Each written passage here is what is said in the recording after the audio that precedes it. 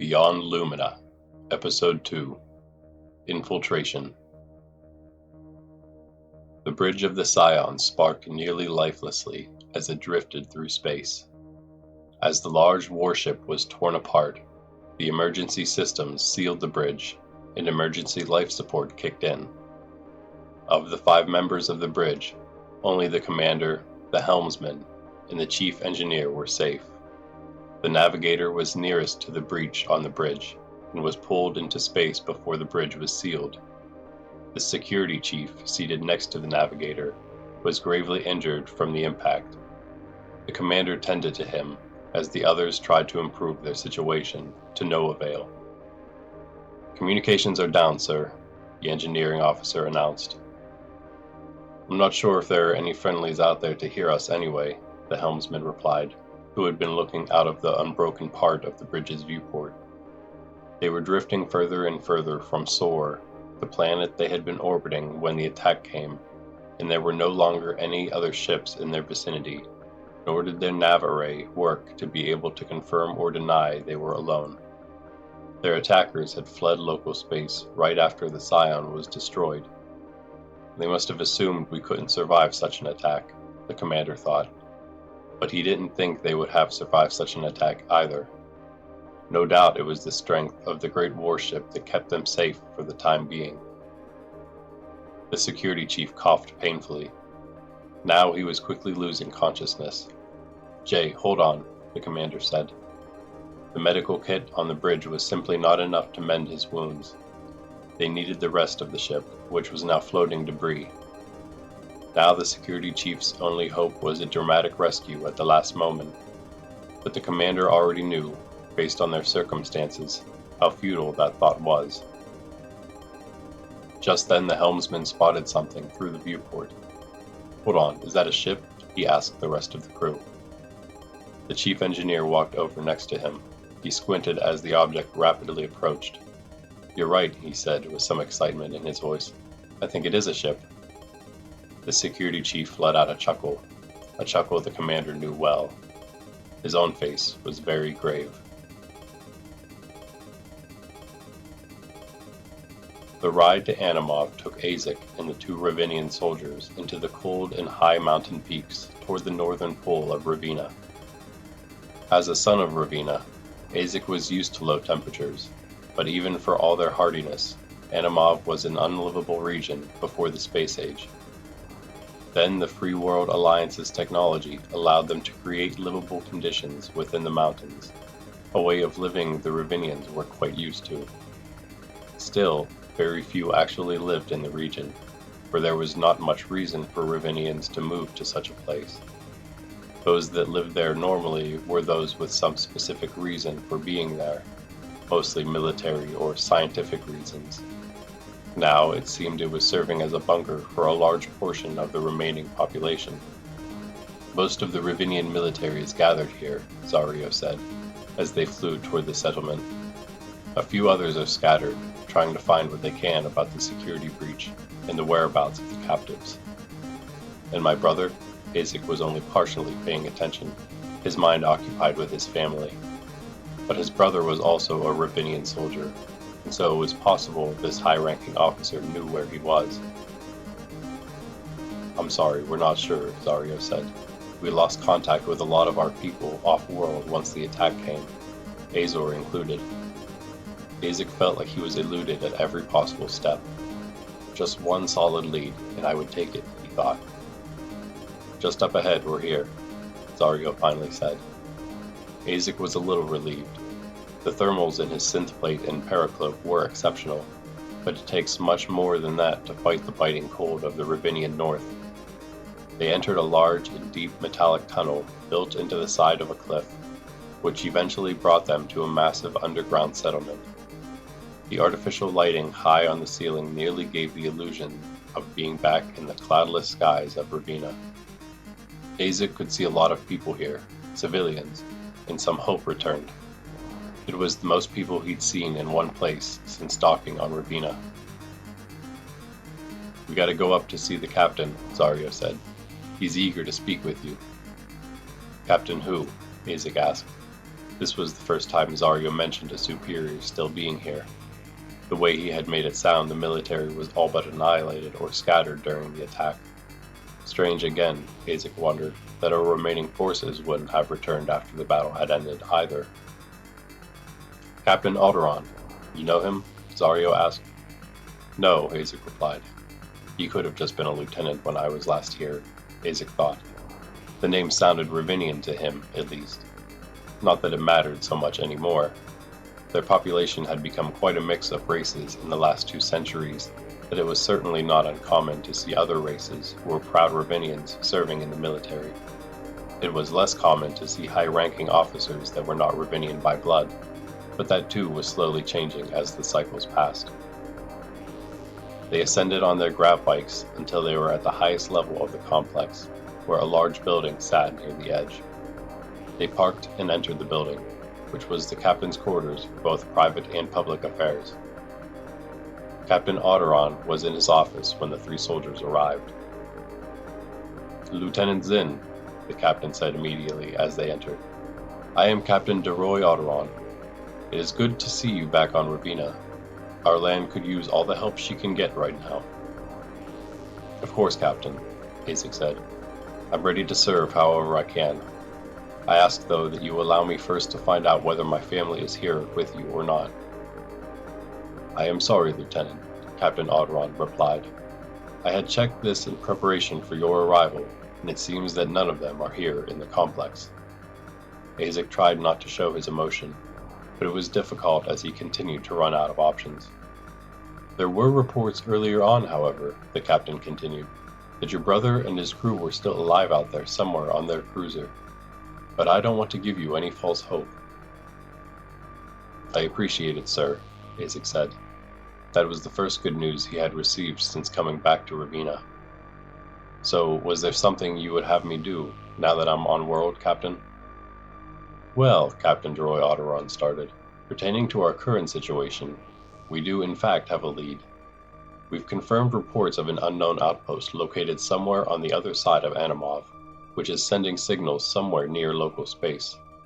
They're masking the signal, so it's hard to pinpoint where it's going, but if we can get in there, we can find where they are relaying the signal. Now that you're here, we finally might have the strength to do it. Point out the location, Aezic quickly answered. I'll head there now.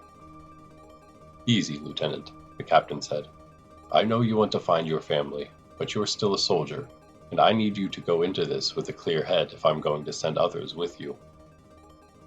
Of course, Aezic apologized. I'm sorry, but I'm ready to do what I need to. And who do you have in mind to come with me? Captain Alderon motioned toward Zaryo and the other soldier. Lieutenant Launer and his crew will accompany you. That is, if you're okay with handing over command to Lieutenant Zin for a while. I still expect you to work together, however.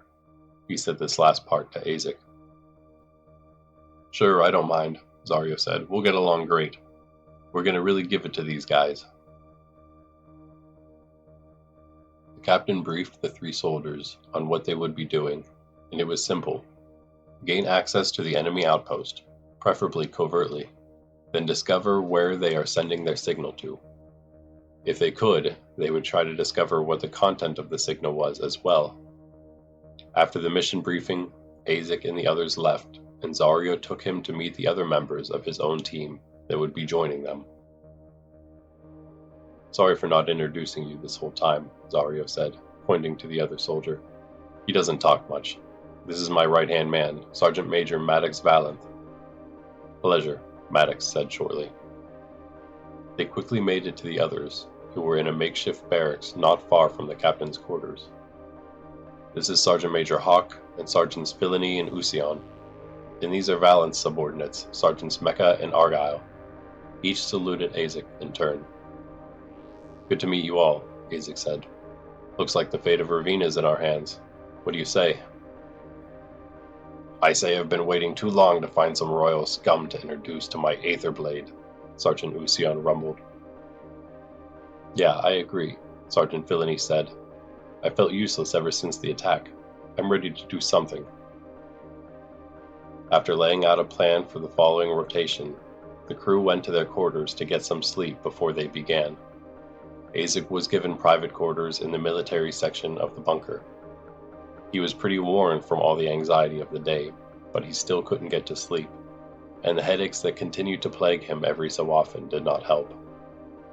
Aezic barely had any time to return to his initial pondering over the events just prior to boarding the civilian transport to Ravina.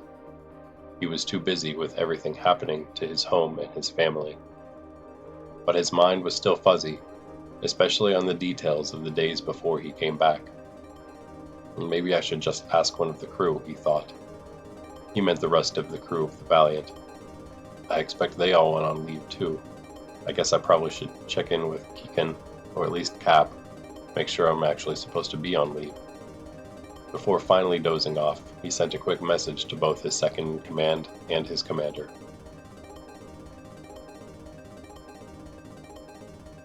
It was quiet in Cronus Prime, probably quieter than the city had ever been in its long history.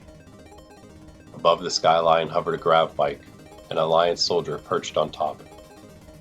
Vala reclined back and stretched, two uncut knots of long blonde hair cascading down past the machine's undercarriage. This is the most boring leave ever, she thought. They had one more rotation before they were back on duty for a while, and at this point, Vala couldn't wait to get back on the triptych. I really wish Aezic Zin would have let me go with him. Definitely beats hanging around here. She was currently shirking as much of the cleanup duty as she could. She had Aezic on her mind for other reasons too. She wanted to convince him to stick around with them at Cronus, but she could hardly do that if his goal was to avoid everyone.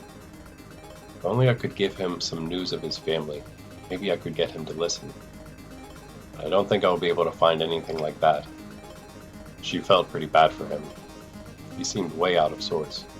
Or maybe it just seemed that way. What would I know? Vala, a voice came from below, from the top of one of the nearby buildings. It was Sergeant Major Ravina. Would you like to join us today? He had obviously been looking for her unsuccessfully for a while, judging by his less than sunny tone.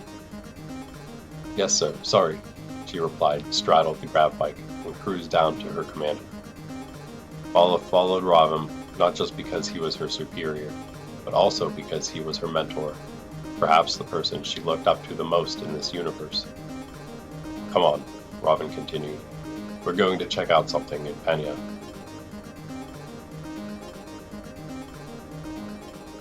The new rotation began early for Aezic and the rest of his new crew, who were already prepped and on their way to the other side of Animal. Aezic wasn't willing to waste any time, and the rest of the crew seemed to feel the same.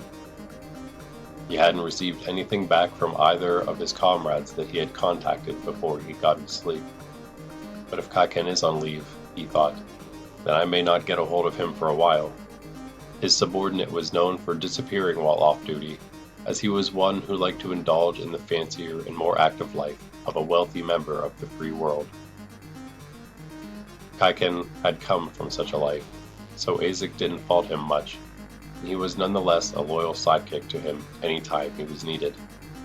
It was a little more strange that the captain hadn't gone back to him, but there could be 1,000 reasons for that, and Aezic had bigger things to worry about at the moment.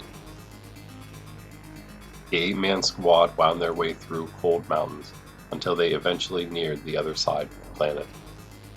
The whole way around, Animov was very similar, cold, rocky, and barren. But they were coming up on the coordinates for the unknown outpost. Okay, are you all ready? Aezic asked the rest of the group. They all gave the affirmative. Okay, Mecha, Zarya said. You're up first. Get us in there. Argyle, cover her. The 2 sergeants from Valen's team made their way stealthily towards the barely visible outpost. They were the members of this elite force best suited for such a task. They also had 2 heavily modified effector nightcrawlers, grav bikes that were already suited for silence. Everything seemed to be going well as they crept closer to a small vent that would lead to a facility underground. Through their tri-optics, the rest of the crew could see them clearly from their vantage point in the distance, even though ashy snow had started falling pretty heavily once they began to get near the location. Mecha and Argyle reached the vent, made quick work of the cover, then swiftly slipped in. Mecca would try to infiltrate the operations room without alerting any guards, while Argyle kept her path clear. The other 6 crew members waited for a long time with no signal, and they began to grow anxious. "It's been way longer than planned," Zario said. "We need to go in there after them." "They haven't tried to make contact at all," Aezic replied. "Is that normal?" "No, Lumina, it's not normal," Zario said. "Or, I don't know. They could have been blindsided for all we know." Aezic couldn't see any sign that there was unusual activity at the base, although there wasn't much activity visible at all from their location. "Okay, let's go with Plan B," he finally said. The group then mounted their grav bikes and made their way down to the main entrance, a thick Aetherium door. One moment. Aezic drew and ignited his concentrated plasma blade, then slowly started cutting through the reinforced door. A look of envy passed over Sergeant Usian's face as he admired the powerful weapon. In about a minute, Aezic had cut a large hole through the door. Then Usian threw his large foot against it, knocking it in. Immediately, plasma pistol fire surrounded the 2 soldiers. Aezic quickly drew his concentrated plasma pistol from near his shoulder and fired it down what he assumed to be a corridor where their attackers were waiting. Usian took a few shots, but his aether plate soaked up the damage while he got out of the line of fire. The other 4 were beginning to engage the enemies with their own plasma weapons. Valanth carried a plasma rifle, a larger and more powerful ranged weapon, which he handled expertly. What Aezic found strange, however, was that the sergeant major didn't carry an aether blade, probably the only member of the Ravinian military he's seen without one. It was the first weapon a soldier in Ravina learned to use. Much of the time they had already learned as a child. But he couldn't doubt his skill with a plasma rifle. It wasn't long before they were no longer being fired upon, and so Usian peeked in to see what was happening. He saw nothing, so they advanced into the outpost. They had done a lot of damage inside during the firefight, and it looked like they wounded a couple of the soldiers inside, but it seemed they all fled. The crew cautiously crept farther in with no more resistance, until they came to the door which was supposedly the operations room. Just as they reached the door, the outpost began to shake and a loud rumbling was heard from nearby. Usian once more threw himself through the locked door, taking it clean off its hinges. The group rushed in with their weapons drawn, but saw Mecca and Argyle staring at them from the other side. "I thought you wanted to do this quietly," Argyle said calmly. "Why didn't you make contact with us after the time window passed?" Aezic asked straightforwardly. "Sorry, sir," Mecca replied. "Stealth can be a slow process sometimes. We didn't think you'd barge in like that before trying to contact us. Everything was going smoothly." In the room with them were what appeared to be 3 very frightened operators, not combat-trained military. They're definitely ascendancy, Aezic thought, looking at their uniforms. They were standard non-military personnel uniforms, a sleek gray with crimson accent. "The guards all retreated," Mecca said, "when you made your grand entrance. They left these poor fools for us." "We only need 1 to take back," Zario said. "Get rid of the others." The 3 operators began to panic even more. Aezic looked at him a little surprised. "No, they all come back as prisoners." Zario met Aezic's stare, then thought better than to stir up trouble over something like this. "Fine, but one of them is riding back with you." "That's fine," Aezic replied, then changed the subject. "What have you found here?" "Well," Mecca began, "we were able to discover where the signal was being sent, but we weren't able to decrypt it. One of those might be able to help with that." She motioned to the 3 operators. "Let's get them and the information back to the bunker and figure out where we're going next."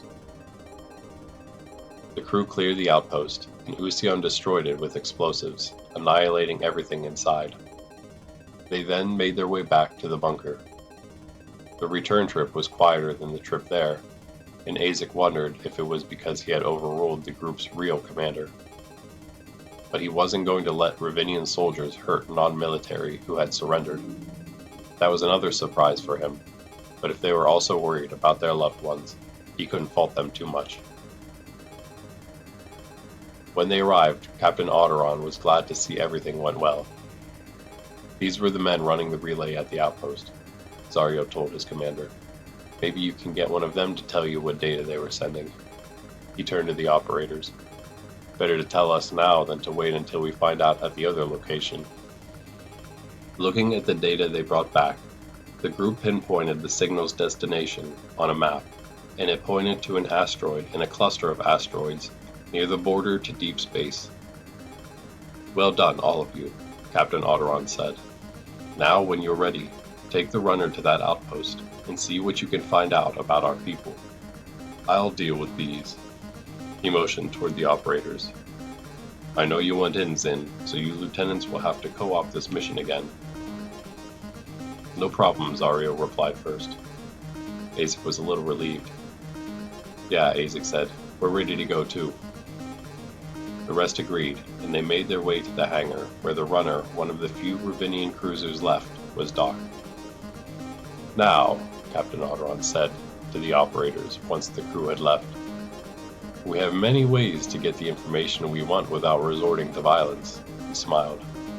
Shall we see what options are available to you? The operators looked at one another, dreading what awaited. Soon the crew had the runner prepared and ready for space, and they began undocking. As the others were a full crew, they took their respective positions on board. Hawk was the helmsman, Valanth the navigator, Mecca, Argyle, and Usion headed security, and Filini was the engineer. They took no supporting crew, as they wanted to be able to maneuver more easily once at the enemy's outpost, so they stayed in their small force. Aezic thought they were rather unorthodox in how they handled the ship, but it seemed to work for them. It should be a pretty quick trip, but it's in the open, Valanth said.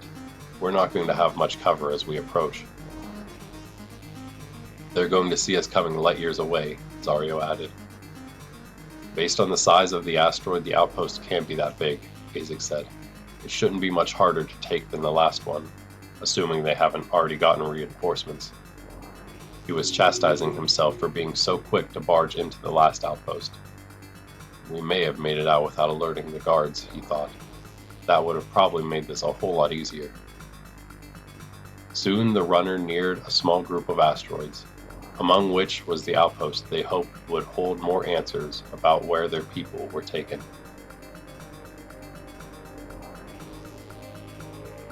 Get all of their names, assign a number to anyone who doesn't check out, and put them on the transport.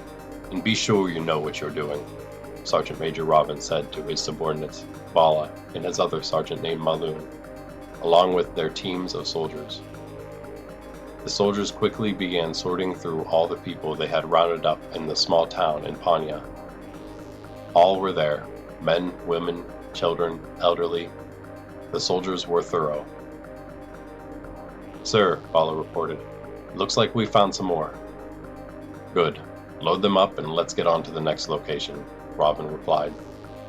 Several people of all ages were placed on the transport they had come in, which already held people from previous stops. Once they were in, the soldiers filed in and the crew sped off for another town. Does it ever end? Vala asked her commander on the way to the next site. Not in my experience, no, he replied. But I suppose that's why you enlisted in the first place. He looked at her. For justice, right?